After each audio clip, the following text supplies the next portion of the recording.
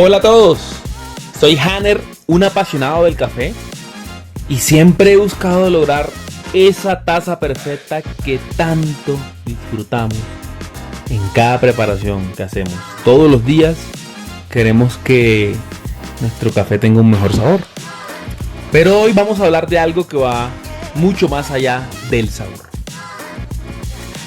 Hola Hanner, y para todos los que nos están escuchando, yo soy Jennifer, científica y curiosa.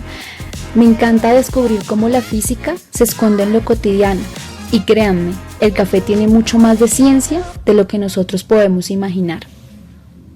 Por eso hoy estamos aquí para contarles una historia que conecta lo que me apasiona, que es el café, y algo que Jennifer domina, la ciencia. Una historia que revela secretos sorprendentes que ocurren dentro de un simple café filtrado. Para ello vamos a hablar del café arábica, el más valorado del mundo, pero está en peligro. Cada vez cuesta más cultivarlo y esa fue la motivación para un experimento muy particular. Hanner, tú que tienes conocimiento, cuéntanos sobre este tipo de especie. Claro que sí. Para darles un contexto, el café se clasifica, o su clasificación botánica es en especies. Cada especie contiene un número también de variedades, por decirlo así, como familias. Existen dos especies que son las más comerciales en el mundo. Una es la especie canéfora y otra es la especie arábica. Se dice que entre estas dos especies representan el 98% del consumo mundial, del cual también se estima que el 70% del consumo mundial pertenece a la especie arábica. Es una especie que se caracteriza por ser muy aromática, suave en el paladar, con muchos sabores interesantes.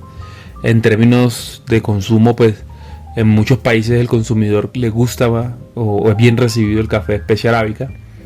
Sin embargo, en términos de cultivo es complejo porque son cafés, o esta especie es una especie que necesita de determinadas horas de sol, determinadas cantidades de agua, es muy susceptible a enfermedades, tiende a ser menos productiva, se cultiva generalmente en alturas superiores a los 1000 metros sobre el nivel del mar, hasta los 2000 metros se estima que es productiva. Entonces esto genera que cada día esté más en peligro con el cambio climático, este cultivo de esta especie. Es por eso que 3 investigadores de la Universidad de Pensilvania, Ernest Park, Margot Young y Arnold Matthiesen, publicaron un artículo en la revista Physics of Fluids. En los comentarios, en la descripción, podrán ver el detalle del artículo, lo podrán consultar para si alguno quiere leerlo. No es muy largo y es muy interesante. Pero el objetivo era descubrir cómo preparar café más fuerte, pero usando menos cantidad de café molido en casa. Es un reto que en apariencia se ve pequeño, pero podría ser enorme para el futuro del café. Claro que sí, Hanner, pero como estaban haciendo un experimento, había un problema y es el café, que es opaco.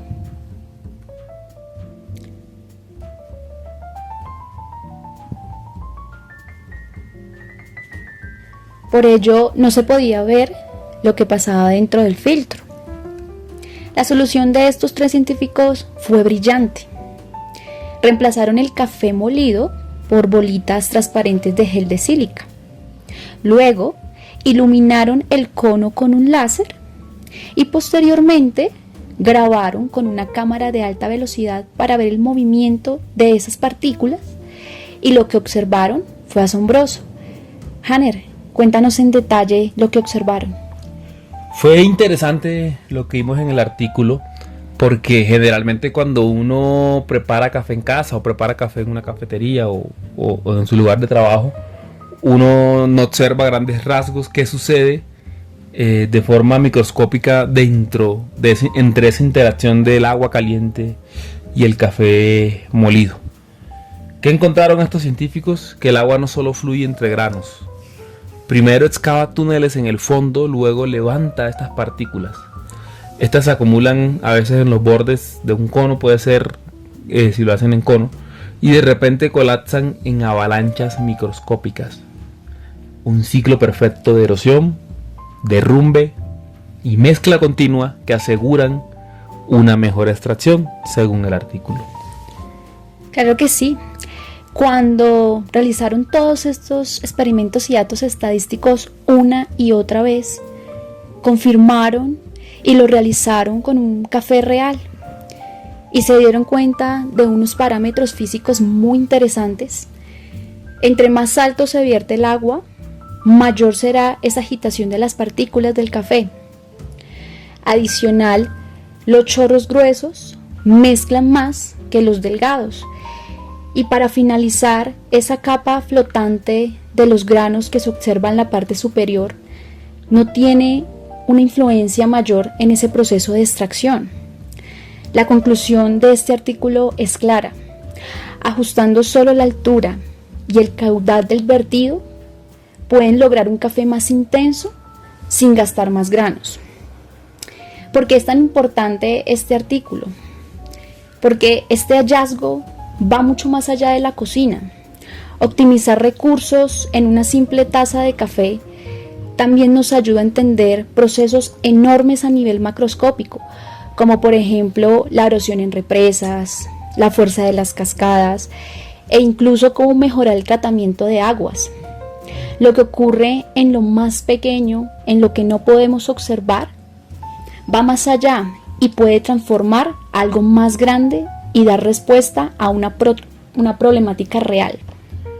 Yo sinceramente como coffee lover no lo había visto, que preparar un café en esas escalas o esas magnitudes tan grandes en términos de física, como avalanchas, represas.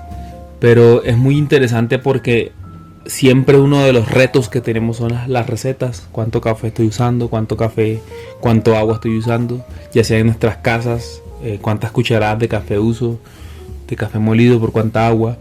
Entonces imaginen tener o encontrar recetas en donde usando menos cantidad de café podemos obtener resultados similares a la receta actual, o un café incluso más intenso, y eso nos haría ahorrar en términos de cantidad y todo. Los invitamos a que prueben en sus casas cuando preparen su café, cambien su receta habitual y usen menos café y utilicen un vertido con un caudal más intenso o viertan el agua más alto para que haga mayor turbulencia.